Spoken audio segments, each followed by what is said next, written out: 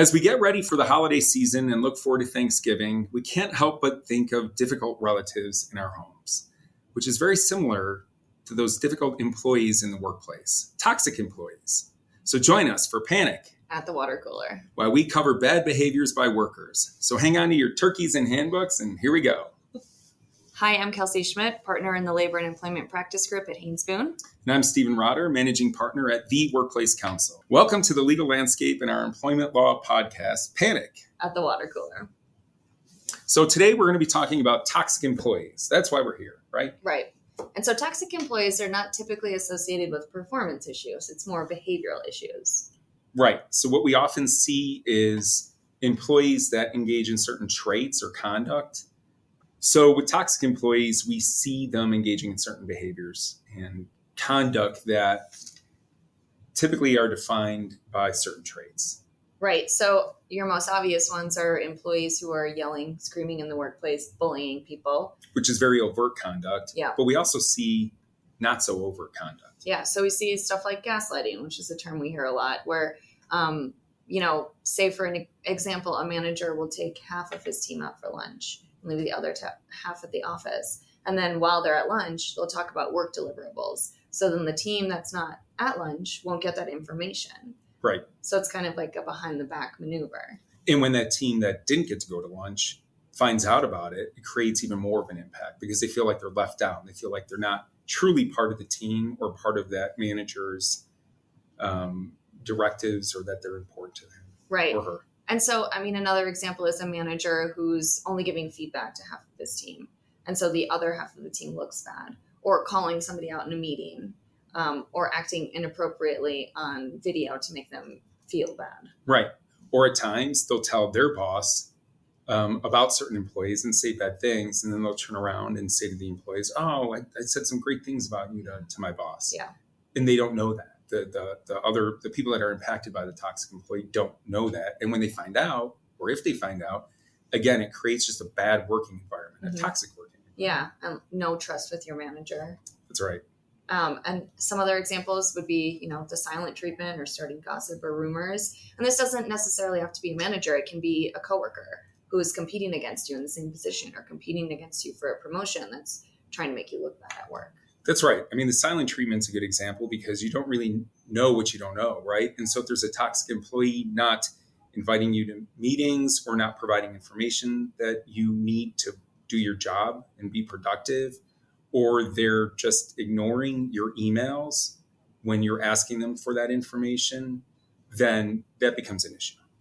Exactly. And there's other microaggressions that we see in the workplace that are the traits of a toxic employee, right? Yeah. So like the silent treatment, you're ignoring somebody, or you're calling somebody out in front of others for work that they didn't even know they should be doing, really like setting them up to fail. Yes. And at times you're purposefully withholding information from people so they can't do their jobs, or you're telling your boss bad things about them, but turning around and being two-faced and nice to their face. Yeah. Right. Mm-hmm. So, what does this type of behavior really lead to in the workplace? Like, how does it affect the workplace as a whole? So for the toxic employees' colleagues, the victims of the toxicity, they oftentimes feel like they can't get their job done. Yeah. They aren't able to produce like they normally would because of the toxic employees' behaviors. It also can cause psychological harm. So sometimes these workers, and we might have all experienced this, you go home after work or you wake up in the middle of the night and you think about this person that treated you a certain way. Yeah, that's terrible. And they may or may not be your boss. If they're your boss, they have a lot more power and authority, so it really affects your job. But it can also happen from coworkers or even subordinates. Competitive coworkers who are trying to get an edge in the workplace and trying to take you down. Exactly. Very good point. Thank you. So, Stephen, you recently had an investigation for a client involving a toxic employee. What happened there? Yes. So one of my clients, a big national employer, they had complaints coming out of one of their divisions about the SVP of that division. Okay. So basically the complaints centered around this employee's behavior, who was a great producer, hit goals and got work done that he needed to, but he would have short phone calls with some of his team and some of the other teams that he worked with And in those calls, he would yell at people and hang up on them. He would have conversations with some people about tasks that they needed to do, but withheld information from others.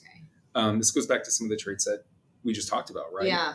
And so he would also take some of the guys out to lunch or to go golfing that were on his team and leave the females out. And so at some point, when the company knew that this was going on, and the problem for the company, like for operations, is they were worried if they did anything about it at the time, that this SVP, who was a huge producer, would just quit and go to a competitor and steal the business. Or they were afraid it wouldn't do anything. Right. And so they were like, well, why start any trouble? Okay. But the employer had to do something when 2 women complained that they were being treated differently. Yeah. And so under their policy, they're obligated to take prompt remedial action. That's right. Which circles back to our first podcast, which was our advice. Yes. So then they hired you, you did the investigation. Correct. And in the investigation, I found that a lot of the employees were subjects of this toxic behavior, not just the 2 women. So on one hand, the company thought, well, they're not treating these women any differently, or he's not treating them any differently than everyone else, than the men. Treats everybody terribly. Right. Yeah. But that's not a great defense, right? You don't want to go on the stand saying, oh, this person treats everyone poorly, so that's why we didn't do anything about it. Yeah. Secondly, the woman could distinguish some of the behaviors on their own and really make a case for gender discrimination. Okay. Mm-hmm. And that's when the company said, okay, we have to take action here because of these complaints. And so the investigation followed. Okay. And so what were some of your recommended outcomes? Right. Or so action items, I should say. Yeah. So the company ended up giving training for all management, professionalism, sensitivity, open communication. They ended up restructuring the teams so that this SVP didn't have as much power. Oh. Part of the problem was that the power he wielded and his ego, just that combination with wanting to stay ahead and get ahead of everyone else, really led to this toxic environment. Mm-hmm. So they reconfigured the teams. They made him a sole contributor. They had the women and other people report to other leaders of the organization. But the women stayed in parallel positions. Correct. If they were demoted, that would be bad news. That could be an adverse action. Right. Okay. So always be mindful of how you're moving people, right? That's exactly right. Okay. So practical exposure for not doing anything. So we talked about some of the issues with your investigation and how the company could remedy those. But just in general, if they don't, what can happen? I mean, you can lose employees. You have high employee turnover. Right. And on that note, when I was doing the investigation, a couple employees shared, I think so-and-so left, or Jane Doe or John Doe left because of this toxic employee's behavior. Mm-hmm. I don't know if that was actually true or not, but the very fact that those rumors start really tell you that you have this now toxic environment because of this one person. Mm-hmm. And it can also really affect productivity. I mean, mental health for one, but if someone's withholding information that you need to do your job correctly, then that gets a lot of employees behind as well. So deliverables can also be late. That's right. Thanks. Well, I mean, even if this guy was a big producer, and this happens a lot, if the rest of the team is suffering, then you don't have a productive, positive environment. Mm-hmm. And that's really what you're trying to correct here. And you really shouldn't be waiting to address the problem until someone outside the protected class complains, right? Because this isn't just a legal issue. It's a practical, cultural issue with the environment. So it would have been nice in a way for the company to come to you before they had gender discrimination claims. So you can help, I guess, kind of guide the workplace and steps to take to correct it before it leads to some type of claim. Right. Because oftentimes employers are afraid of saying anything because they don't want to rock the boat. And like what happened here, they didn't want the manager to, the SVP to quit and work somewhere else. And that's very common, is the people who bring in a lot of the money to the company, you kind of turn a blind eye to their behavior because they're what's sustaining the company at certain points in time. Right. But it's still having an adverse effect on mental health of employees and their production. And in today's climate, I think companies have to be more mindful about what toxic employees really mean in the workplace, because, and we see this from, the Gen Zers and other younger generations, that they really emphasize work-life balance. They do. And they're willing to kind of give up a higher paying job for a better environment. Mm-hmm. And so I think employers, especially in this day and age, have to remain mindful of it. All right, so let's pivot to another category of a type of toxic employee, which would be the apathetic employee. Mm-hmm. And those are known for quiet quitting. Right, which is a term that we hear more and more in this day and age. So what does that really mean, and what are they doing that is toxic for the employer? So they're kind of just running under the radar, trying not to get noticed, not really doing their jobs. So this happens a lot in the remote work aspect where people are on meetings, but they don't have their camera on. They're not contributing to anything. They're not answering phone calls. They don't really seem to be available because perhaps they're doing something else. Like they're doing the dishes, they're doing the laundry. They're watching ESPN. They're running errands. Right. They could be doing anything, but they're not doing their job. Right. And so for the employer, it can become difficult if they haven't set expectations and they haven't tracked when that employee is or is not really working. Mm-hmm. For these employees at times, they also, like we just said, they don't want to feel like they're in a work environment where they're being micromanaged. Right. And so it's a hard balance for employees. Yeah, that is. I mean, it takes a diligent manager to catch these issues. But again, especially with the new generation, they don't like to be micromanaged. Right. So it's kind of a balancing act. But also employers have to, take precautions when someone's coming back from leave. So that could be some type of protected claim if they're not working because of a medical issue or something else is going on. So, tell us some common traps associated with those. Well, right. I mean, oftentimes this happens because someone had to take some amount of time off under the FMLA or state leave or the ADA where they're helping, a sick relative or caring for their parents or adoption or birth of a newborn, right? And so their lives have also changed. Yeah. And that's going to seep into the workplace and their behavior. And on one hand, as a modern progressive company, you want to make sure that you are supporting them and that you are still valuing them and who they are, right? And so you want to send that message. Mm-hmm. On the other hand, you're running a company. I mean, you need production. You need people that are in certain roles to do the things they're supposed to do. Right. And so some of the ways that employers can handle that, and we've consulted HR and management on these issues before, right? So some of it is just communication. What are our expectations when you transition back to work with this new life change? What are your expectations? Yeah. And then you set these goals, you put them in writing, you track them.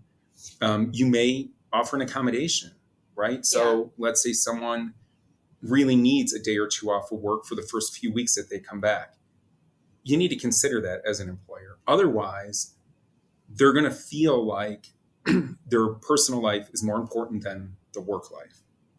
And they're going to do this quiet quitting. And they're going to say, well, let's just see if they end up terminating me at some point. Yeah. And the problem is it affects other employees on their team. It affects their boss. They're not getting their deliverables in. Exactly. Yeah. But I think you bring up a good point, right? So a lot of times we think about when we're issuing discipline, it's because something bad has happened rather than through support of an employee, right? So having a conversation with an employee, figuring out what they need, documenting steps that work for everybody. That's exactly right. And I think what you're talking about too is that sometimes employers are scared to have that communication because they don't know how the employee is going to react, mm-hmm. but they shouldn't be working out of fear or scarcity. Exactly. That's what we always say. Yeah. That is... Okay. So the last topic we wanted to touch on related to toxic employees is kind of the workplace violence aspect. Right. Assertive or aggressive employees that could eventually lead to workplace violence. And so this is more overt at times. And what you really think of when you think of, okay, this person's really affecting other people's work because of their, quick temper, mm-hmm. or they're bringing their home problems into the workplace and talking about them at work, and they're getting angry and you can visibly, and it really creates a toxic environment because of that negativity and that aggressiveness.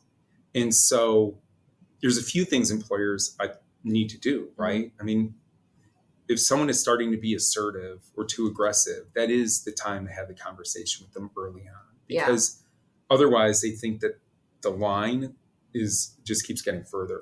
And so their actions can get more and more aggressive before you check them. So if they don't know where the line is, they're going to keep pushing it and pushing it and pushing it until it becomes a big problem. Yes. You said that much better than I did. Thank you. So, circling back to our other podcast, we have our anti-bullying bullying policies for a reason. Yes. So we want to address them at the beginning so that it doesn't affect the workplace. We can get these people back on track who are acting in this way and hopefully avoid any type of toxic environment and any potential claims. Right. And I think it's just part of making sure you have a secure, safe workplace to begin with, right? Because even if you have these policies, they don't mean anything unless you utilize them. And unless you have these conversations with the employees and really listen to your workforce. You know, John Doe seems to be, I think something's going on at his home, in his home life. He seems on meetings, he'll just start yelling, or he'll shut off his computer and leave the meeting, and you can tell something's going on. Those things need to be reported. Mm-hmm. And as you always say, if you see something, say something. That's right. That's right. Okay. So, kind of turning to all of potential solutions for everything we talked about. We mentioned the anti-bullying policy, but we want to make sure our employees are aware of our complaint process. So if anything's going on, they know who to talk to so that we can remedy any type of issue before it gets to a claim. That's right. And I think for HR oftentimes, especially for our clients, and we tell them this, you can always reach out and talk to an attorney about just kind of the legal impact, but also you want to have assistance with the practical impact and if you're thinking about it right. So we always encourage these types of conversations with your counsel or whether it's in-house or external. Mm-hmm. And some other good solutions are training, right? So you can train the managers who are having the issue, like a manager-wide training. You can do individualized training for a specific manager. If it's, kind of a bunch of employees, you can do an all-employee training to just kind of reinforce your policies. Right. And acceptable workplace behavior. I think that's right. Yeah. Mm-hmm. So the bottom line is don't be afraid to engage with your workforce. Check in with your employees that might seem a little bit off. Don't be afraid to engage with the toxic employees and see if you can correct their behavior early on. And just make sure that you're creating and maintaining a safe and positive work environment, right? Right. All right. So that's all for today. Next time on Panic at the Water Cooler, we're going to talk about what to expect with the changing of the guard. A new presidency typically means changes to the EEOC and NLRB, both in makeup and in their directives. So we'll discuss this next time on Panic at the Water Cooler.